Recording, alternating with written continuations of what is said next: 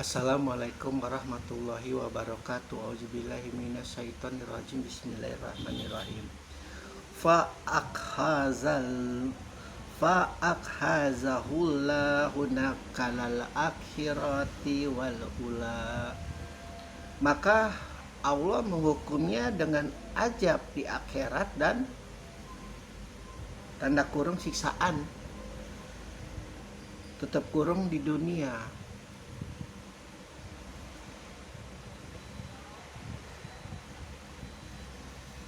Dalam kehidupannya Fir'aun tidak mampu, kalah, gagal, yang dimana manusia itu senantiasa selalu menerima ujian dan cobaan. Ujian dan cobaan ini jika gagal akan menghasilkan azab, dan azab itu adalah yang harus diterima mau tidak mau. Bukan hanya Fir'aun, semua musuh para nabi nasibnya seperti itu. Makanya saya bilang mereka itu apes. Ya kalau dalam puncaknya mungkin musuhnya Musa ini memang musuh yang hampir mumpuni, karena selain dia raja, memiliki kekuasaan, memiliki harta jabatan dan yang lain-lain. Yang apes-apes itu kan yang musuhnya hanya ya semacam mafia-mafia saja, seperti Muhammad, seperti Hud, seperti Yunus. Bukan seorang sosok raja seperti Namrud, seperti Musa. Karena yang lebih jahat dari Abu Sufyan, yang lebih jahil dari Abu Lahab, yang lebih bodoh dari Abu Kotok dan lain-lain itu banyak. Namun mereka tidak mentasbihkan dirinya untuk memusuhi Muhammad. Makanya apes.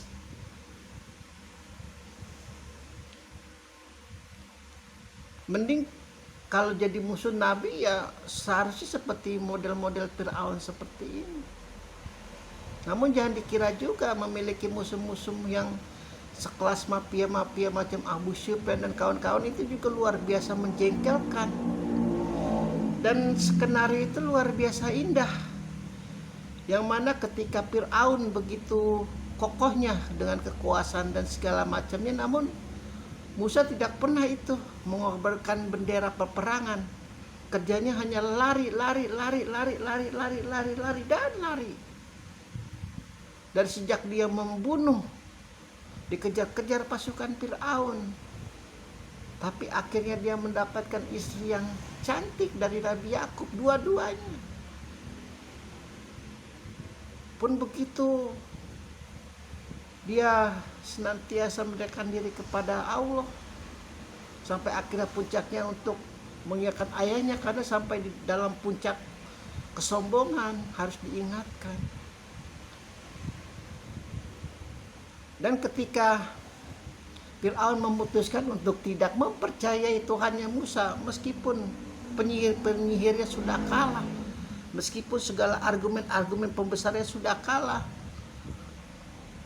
Lalu kemudian Fir'aun memanggil rakyatnya, dan rakyatnya masih mengaminkan bahwa dia adalah Tuhan. Pembesar-pembesarnya mengaminkan dia adalah Tuhan, sementara Musa hanya berdua dengan Harun. Kesombongannya itu. Lalu diusir. Musa dan Harun diusir pergi.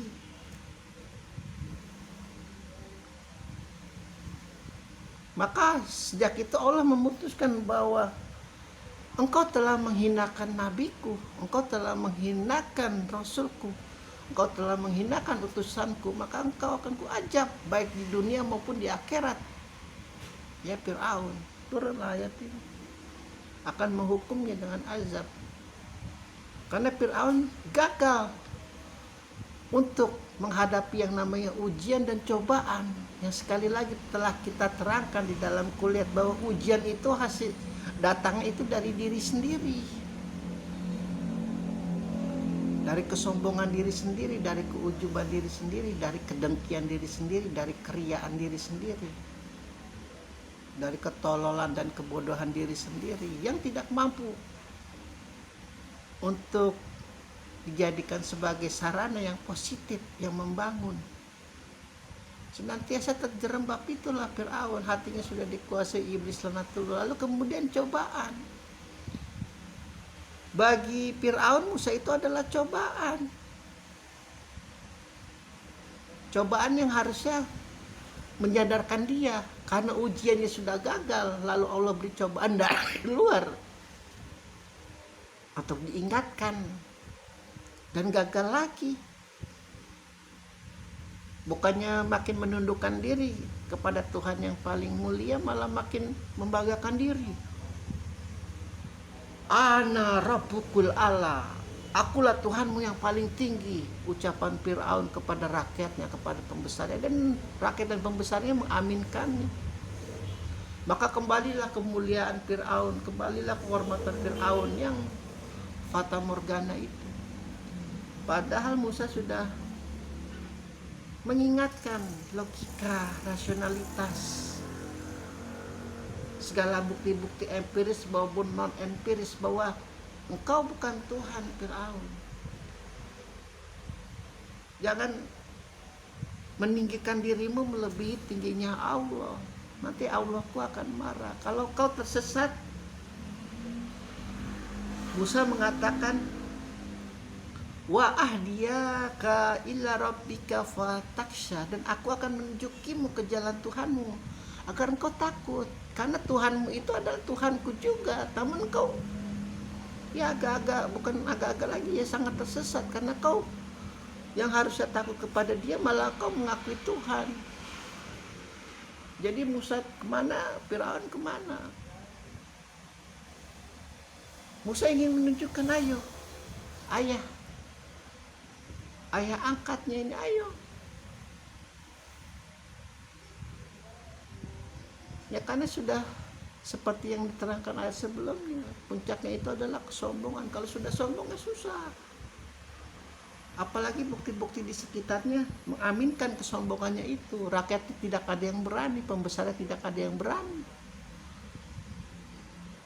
Hanya menggosip-gosipi, membisik-bisiki bahwa engkau adalah Tuhan, bahwa engkau adalah Tuhan. Dengan fata morgana bahwa dia akan abadi. Ya, Firaun adalah contoh bahwa Allah itu sebenarnya Maha Pemurah, Maha Penyayang, dan Maha Pemberi. Allah sudah terus mencoba untuk mengingatkan Firaun. Ini saya pernah menceritakan tentang Firaun ini kepada sahabat. Namun sahabat itu mengatakan bahwa sebenarnya Allah sudah tahu kalau Firaun itu akan durhaka, akan murtad. Itu adalah jenis taklid yang mengatakan bahwa segala sesuatu diatur oleh Allah. Dan ketika hal itu sudah terjadi, maka sahabat itu seharusnya sadar bahwa ketika engkau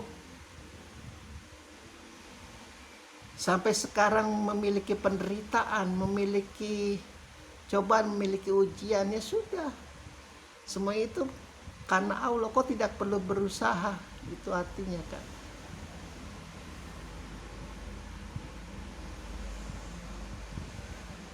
Seluruh manusia itu ditakdirkan untuk masuk surga.